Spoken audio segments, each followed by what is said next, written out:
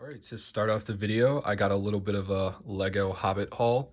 I picked up one of these Witch King battle sets for $30, and that's more than what I paid for this set 2 years ago sealed. 2 years ago sealed, I got this for like $27. So you can tell, I mean, these sets are going up in value, and this one especially is worth more than $30 because of this Galadriel minifigure. She is going to be a main character in Amazon Lord of the Rings, and this is the set she is exclusive to.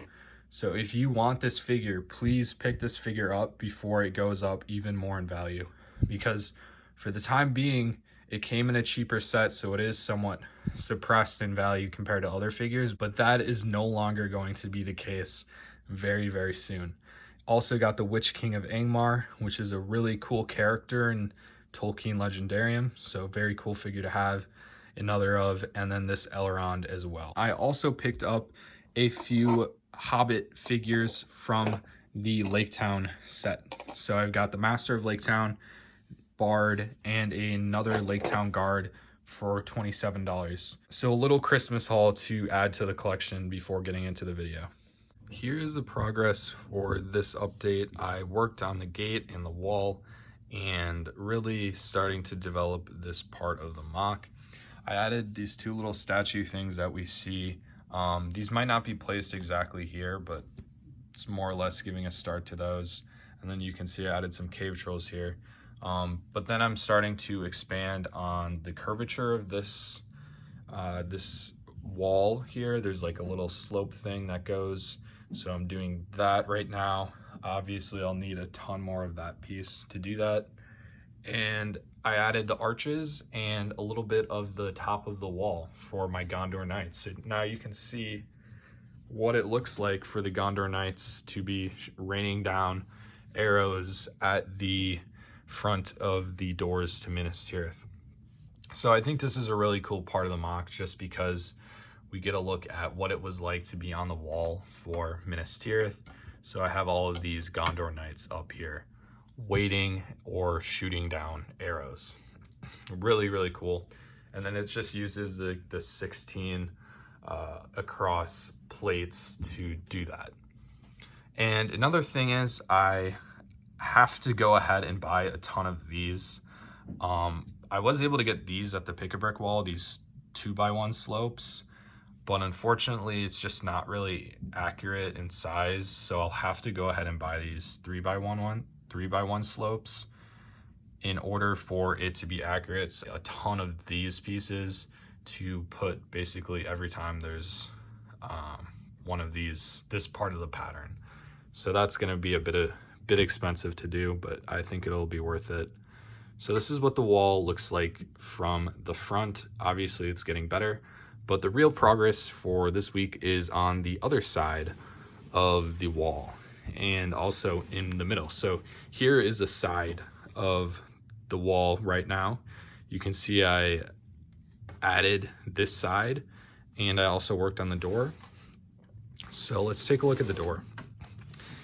Now this is what it looks like from the inside of Minas Tirith. I think that looks so cool to see the doors. So this is the door of Minas Tirith from the back, and I tried making it as accurate as possible.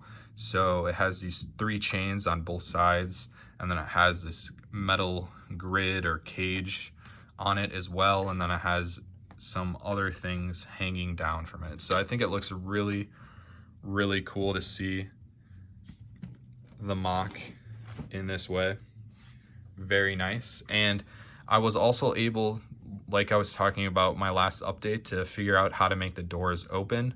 So what I had to do there was I had to, which is what I thought I'd have to do, is move the hinge to the first layer of the door, because if I had it deeper in the layers, it wouldn't be able to open correctly.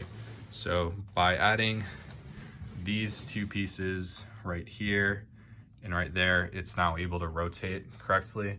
So there it is, it opens. That's what it looks like opened. And it doesn't open quite all the way, obviously, because I did add these in for some detail.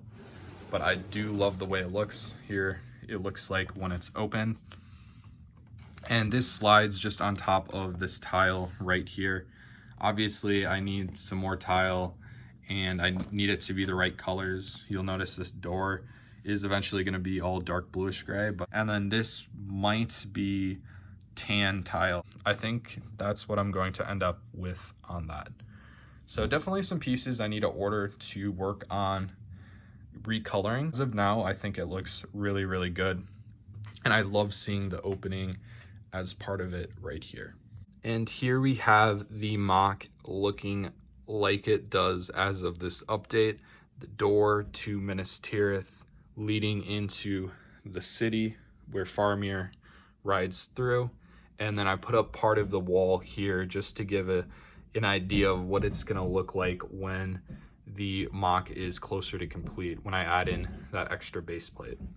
So I really love the effect of adding the door does to the city. It makes it a lot more realistic, and having the wall there really completes the vision. I think looks a lot better.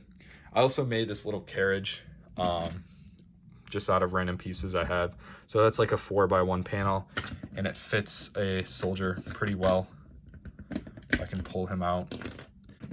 Basically just uses these clips here, and then I added some 2x6s to it, and it works quite well as a little carriage for carrying troops, or I guess potatoes in peacetime, or whatever else it may be. So this is the mock from where we're at now. To finish up this update, I want to talk about the future of Minas Tirith.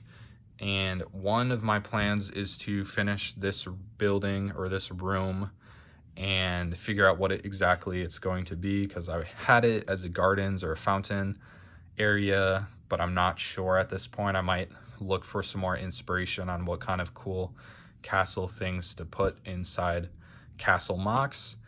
And also I decided to start building this up as well, because that's a little more accurate to the source material in Minas Tirith. So that's looking good, I think. And then the main thing is I'm going to have another base plate here with the wall continuing.